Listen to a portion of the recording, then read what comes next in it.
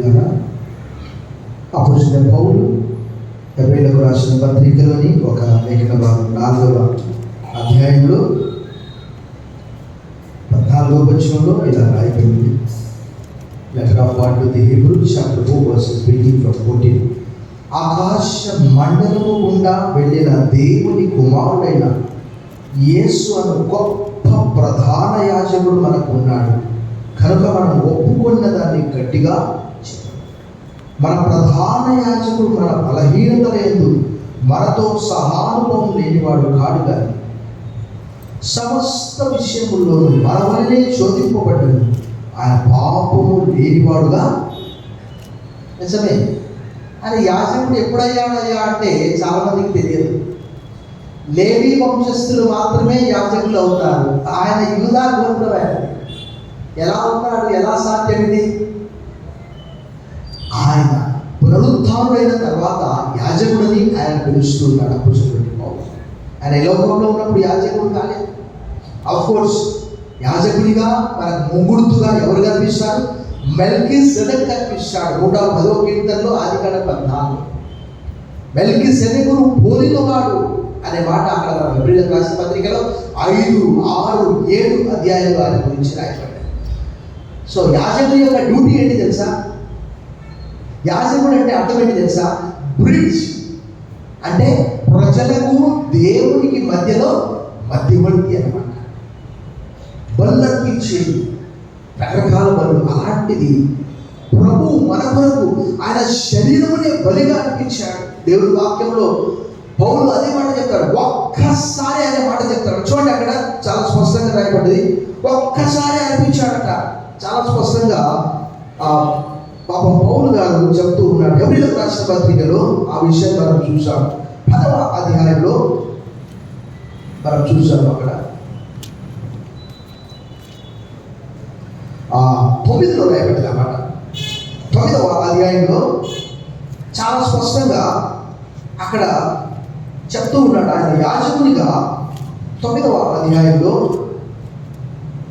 ఒకేసారి అందరి కొరకు ఆయనే 11వ వచనం నుండి అయితే క్రీస్తు రాబోచున్న మేళ్ల విషయమై ప్రధాన యాజకుడుగా వచ్చి తానే నిత్యమైన విమోచన సంపాదించి హస్తకృతము కానిది ఆ పై భాగంలో కూడా చూస్తే ఆయన ఒకేసారి ఆ యొక్క గుడారంలో ప్రవేశించాడనే మాట కూడా అక్కడ భక్తులు తెలియజేస్తున్నారు. అనగా ఈ సృష్టి సంబంధం కానిది మరి ఘనమైనది పరిపూర్ణమైనది గుడారం ద్వారా మేకల యొక్క కోడల యొక్క రక్తంతో కాక తన స్వరక్తంతో ఒక్కసారి పరిశుద్ధ స్థలంలో ఆ యాజకుడు కాచే రక్తము ఆయనది కాదు, ఆ మేకది, ఆ గొర్రెది, ఆ ఎద్దుది. కానీ ఇక్కడ క్రీస్తే చాలా స్పష్టంగా పౌలు గారు తెలియజేశారు.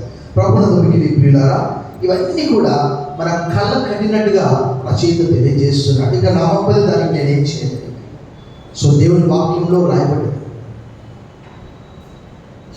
తోమా ఒకానొక సందర్భంలో నమ్మలేదు.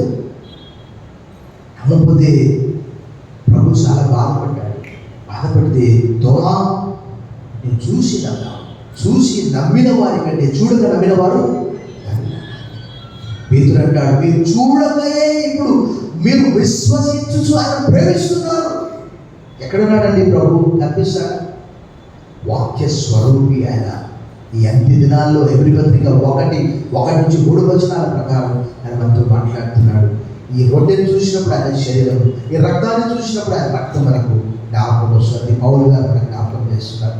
తల వచ్చి ఆ త్యాగాన్ని మనం జ్ఞాపకం చేస్తున్నాం. ఇది మీ కొరకు పిలువబడిన నా శరీరం, నన్ను జ్ఞాపకం చేసుకొని చేయండి. Do this in remembrance of me. This is my body that is broken for you. ఒకసారి మనం ఆ శిలువను చూసి ఆ త్యాగాన్ని స్మరిస్తాం, తలస్తాం. పౌలు తిమోతితో చెప్తూ, తిమోతికి రాసిన 2వ పత్రిక 2:8, హెబ్రీ పత్రిక 12లో, ఓ తిమోతి, నీవన్నీ విషయాలు క్రీస్తును జ్ఞాపకం చేసుకో,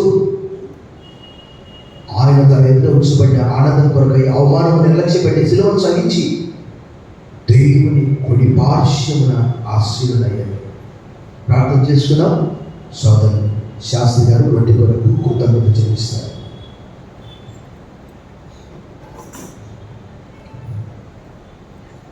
నీతి స్వరూప పరిశుద్ధ తండ్రి, పరిశుద్ధ నీ ఘనమైన పవిత్రమైన పాదములకు వందనములు, స్తోత్రములు, కృతజ్ఞతాస్తుతులు చెల్లిస్తున్నాం తండ్రి.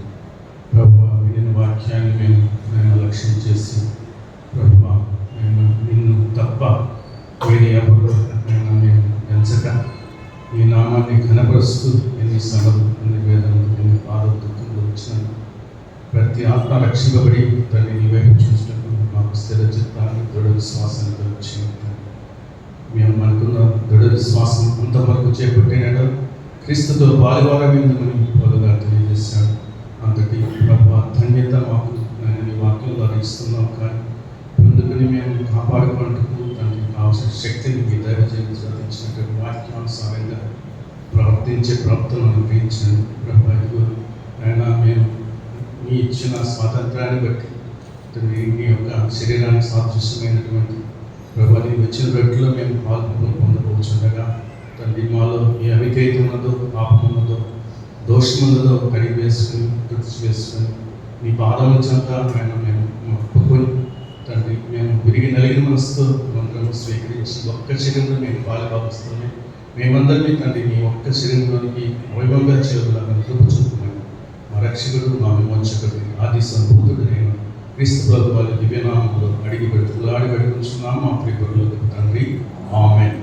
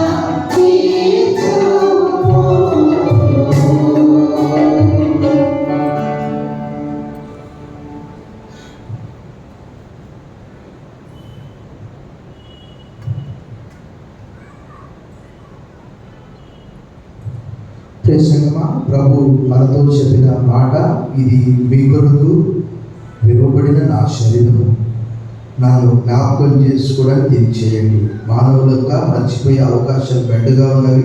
పంటలో పడి మన త్యాగము పాత నిబంధనలో కూడా నిర్గమకాండం 12వ అధ్యాయంలో పిల్లలతో ఇది ఏంటి అనేది ఆ పస్కా గురించి వివరంగా ఎలా చెప్పాలో ఇది కూడా మన పిల్లలకి క్రీస్తు శరీరమని మనం జ్ఞాపకం చేసుకొని పూజించాలని కోరుతూ ఉన్నాం.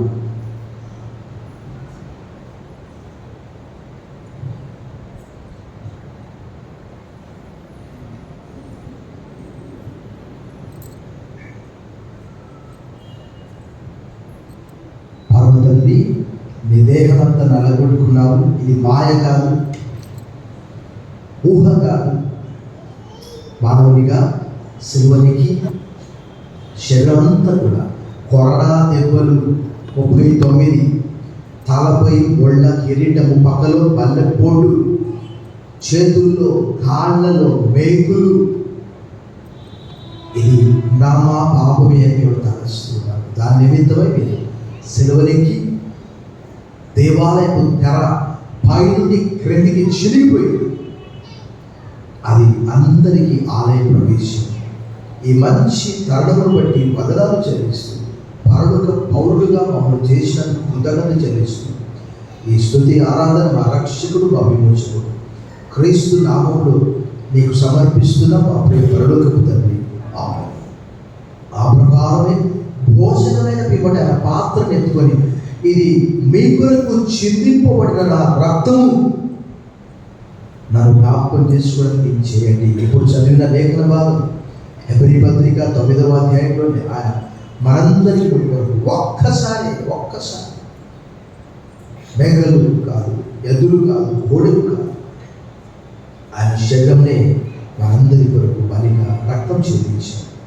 ఆ రక్తానికి సాదృశ్యంగా మన ముందు ఈ ద్రాక్షరసం, దాని కొరకు మనం కృతజ్ఞతలు చెల్లిస్తాం. సహోదరు సుశీల గారు కృతజ్ఞతలు చెల్లిస్తాం.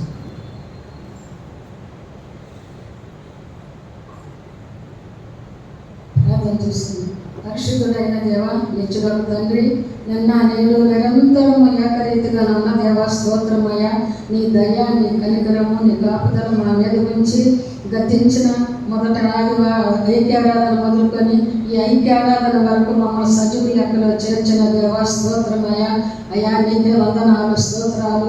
నీ వాక్యమును విన్నా ప్రభువా, నిన్ను స్తుతించి ఆరాధించుకున్నాము నా తండ్రి. ఇప్పుడైతే నా తండ్రి, మీ శరీరానికి సాదృశ్యముగా మీరు మా కొరకు శ్రమపడిన ఆ శరీరానికి సాదృశ్యముగా మేము రొట్టెని తీసుకున్నాం ప్రభువా. మీరు మా కొరకు కార్చిన రక్తం కొరకు మేము ద్రాక్షారసం తీసుకోవాలని అంటుండగా నా తండ్రి, మా పాపాలను మేము ఒప్పుకొని విడిచిపెట్టి నా తండ్రి తీసుకుంటుండగా సహాయం చేయండి. అనాలోచితముగా తీసుకుంటే బలహీనత, రోగము, మరణం అని మీరు సెలవిచ్చారు ప్రభువా. వాటికి లోను కాకుండా మేము దీన్ని ఆచరిస్తూ ఉంటుండగా సహాయం చేసి నడిపించుకోమని మా ప్రభువును తమ కుమారుడైన యేసుక్రీస్తు వారి పేరట అడిగి బ్రతిమలాడి వేడుకొంచున్నాను తండ్రి, ఆమేన్. Yeah.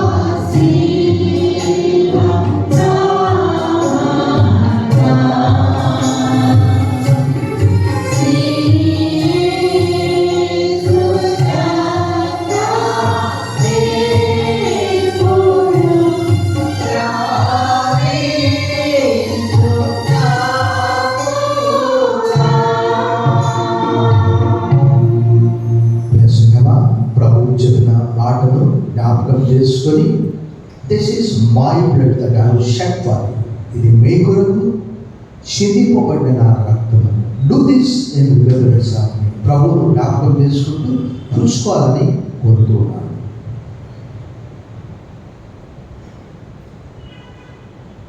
మహాదేవా, మంచి దేవ, నీ ప్రియ కుమారుని యొక్క రక్తము ద్వారా మమ్మల్ని నీతిమంతులుగా, పరిశుద్ధులుగా క్షమించి, ఎన్నడూ పాపము చేయనంటే పరిశుద్ధులుగా, పవిత్రులుగా, పడమటికి తూర్పు ఎంత దూరమో మా అతిక్రమం అంత దూరపరిచారు. 103:12 వచ్చిన సముద్రము అగాధంలో పడవేస్తానని సెలవిచ్చారు. మరలా ఎన్నడూ జ్ఞాపకం చేసుకోవాలని ఎవరి పత్రికలు సెలవిచ్చారు. ప్రభానికి వద్ద ఇంటిది ప్రపంచంలో ఎక్కడ ఉండదు ప్రభా, ఇది కేవలం నీకు మాత్రమే సాధ్యం. నేనే నా చిత్తానుసారంగా మీ దోషములను తుడిచివేయుచున్నాను. యెషయా 43:20. మా కొరకు మీరు చేసిన మంచి త్యాగాన్ని బట్టి వందనాలు చెల్లిస్తూ ఈ స్తుతి ఆరాధన రక్షకుడు అభివృద్ధి క్రీస్తు నామములో నీకు సమర్పిస్తున్నా మా ప్రియ పరలోకపు తండ్రి. ఆమేన్.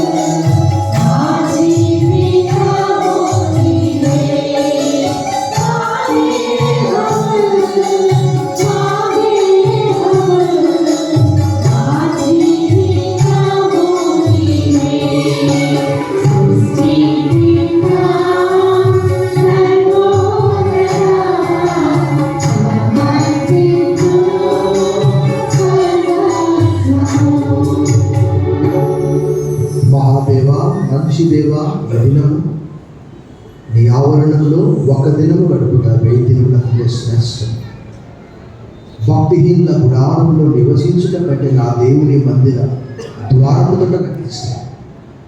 ఈ ఆధునిక దినాల్లో మానవులకు నీ సన్నిధి వారి పెళ్లి దినాలు. In thy presence fullness of joy, in thy right hand great pleasures are there. నీ సన్నిధి సంపూర్ణ సంతోషం కలదు, నీ కుడి చేతిలో నిత్యము సుఖములు కలదు. నీ మందిరానికి వచ్చిన నీ బిడ్డలందరినీ మీరు చేతులెత్తి ఆశీర్వదించండి. I will come and bless you అన్నారు నిర్గమకాండం 20:24.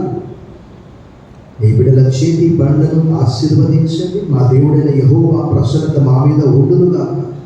మా చేతి పని మాకు స్థిరపరచు, మా చేతి పని మాకు స్థిరపరచు. రక్షణ యెహోవాది, నీ ప్రజల మీదకి నీ ఆశీర్వాదం వచ్చును గాక. ఈ రాత్రి ఖాళీ హృదయంతో వచ్చిన నీ బిడ్డలందరినీ మీరు నింపి పంపించమని సమస్త మహిమ ఘనత కీర్తి నీకు ఆరోపిస్తూ యేసు నామములో ప్రార్థిస్తున్నాం తండ్రి. ఆమె పరమ తండ్రి అయిన దేవుని ప్రేమ కుమారుని యేసుక్రీస్తు పరిశుద్ధాత్మ దేవుని యొక్క అన్నిటి సహవాసం మనందరికీ సదాకాలం తోడై ఉండుగాక. ఆమేన్.